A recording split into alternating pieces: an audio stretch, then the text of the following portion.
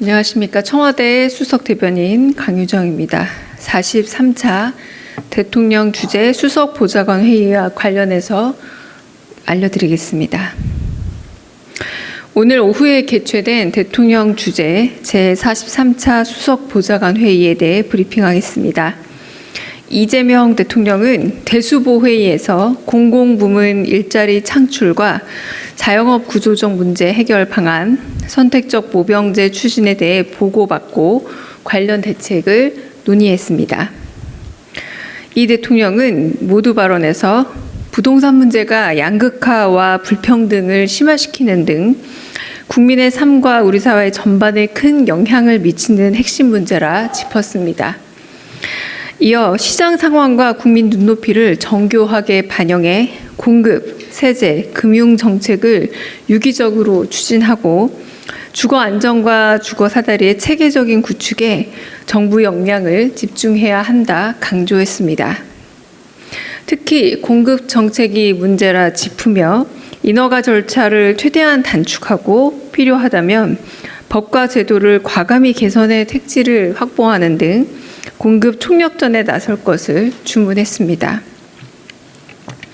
또한 이재명 대통령은 정책 발표 후에도 국민들과 정치권 등의 의견을 수렴해 정책을 보완하는 것이 정상적인 정책 결정 과정이라며 신혼부부의 결혼 페널티 등 국민이 체감하는 불합리한 제도를 지속적으로 개선해 국민의 시각에서 정책의 완성도를 높여야 한다 재차 강조했습니다. 이 대통령은 인공지능과 드론, 로봇 등 첨단 기술을 중심으로 전장의 환경이 빠르게 변화하고 기존의 인력 중심 군 구조를 유지하기도 어려워지고 있다며 선택적 모병제 도입을 포함한 국방개혁의 필요성을 강조했습니다. 이어 이 대통령은 군 복무가 청년들에게 좋은 일자리와 교육, 자산 형성으로 이어질 수 있도록 정책을 촘촘하게 설계할 것을 당부했습니다. 이 대통령은 스토킹과 교제폭력 등 관계성 범죄와 디지털 성범죄에 대해 신고 단계부터 피해자 중심, 피해자 우선 원칙에 따라 신속하고 과감하게 대응할 것을 지시했습니다. 또한 수사권과 기소권의 분리 과정에서도 여성 청소년 대상 범죄 대응에 빈틈이 생기지 않도록 제도를 보완하고 불법 사이트 통합 대응 방안도 국민이 안심할 수 있게 면밀히 마련할 것을 당부했습니다.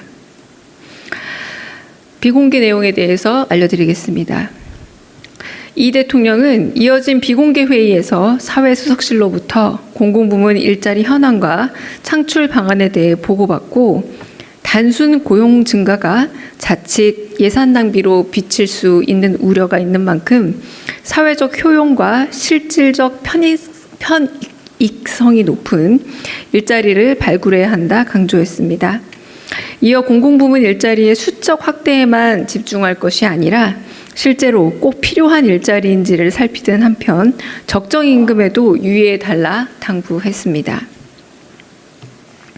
경제성장수석실로부터 자영업 구조적 문제 해결 방안에 대해 보고받은 이 대통령은 구조적 문제 해결 방안의 어려움에 공감하며 배달앱처럼 국민 모두가 필요로 하는 필수적인 업종은 공공배달앱 등의 활용도를 높일 방안이 없는지 살펴볼 필요가 있다 했습니다.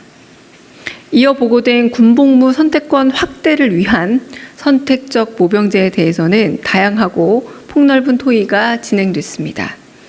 이재명 대통령은 인생은 투자라며 군에서의 시간이 헛되지 않아야 한다 강조하고 청년들의 가치관과 삶의 현주소를 반영해 기존의 시선에 붙박히지 않는 다양하고 창의적인 아이디어를 마련해달라 지시했습니다. 이상입니다. 아까 읽어드린 부분은 실질적 편익성인데 조금 낯설까 봐 제가 좀 천천히 읽었습니다. 편익성입니다. 네. 혹시 질문 있으시면 받겠습니다.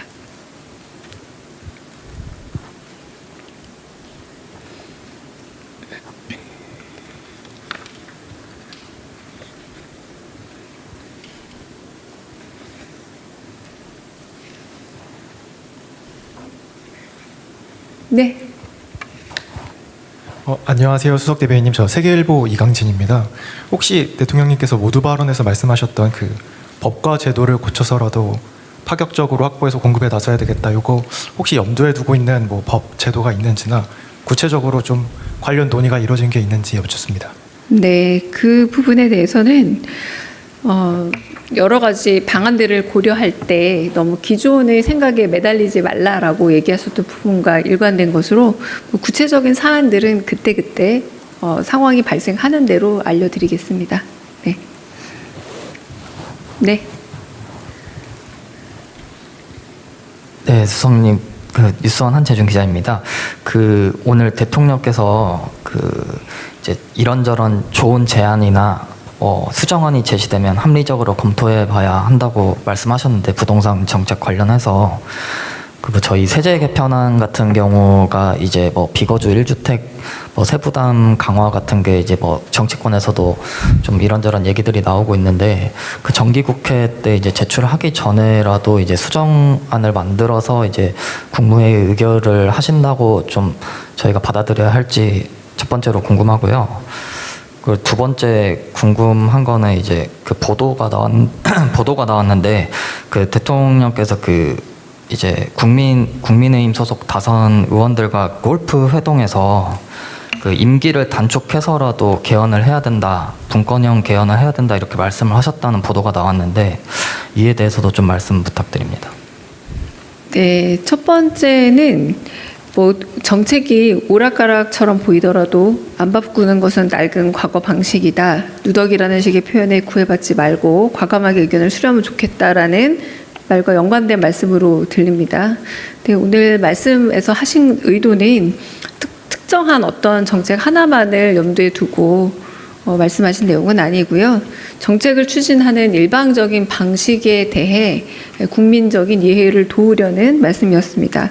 어떤 정책이든 목표와 방향은 분명히 하되 이견이 있는 것들은 그 과정에서 합리적인 근거, 사회적 논의를 바탕으로 조정해 갈 수 있고, 그것이 정책 완성의 과정이라는 의미지, 이것이 특정한 법안 내지는 개편안을 두고 그것을 지칭한 말씀은 아닙니다. 그리고 두 번째 말씀은 제가 확인하지 않은 내용, 그리고 모르는 내용인데다 대통령의 비공개 일정, 비공개 발언에 대해서는 확인이 어렵습니다. 네.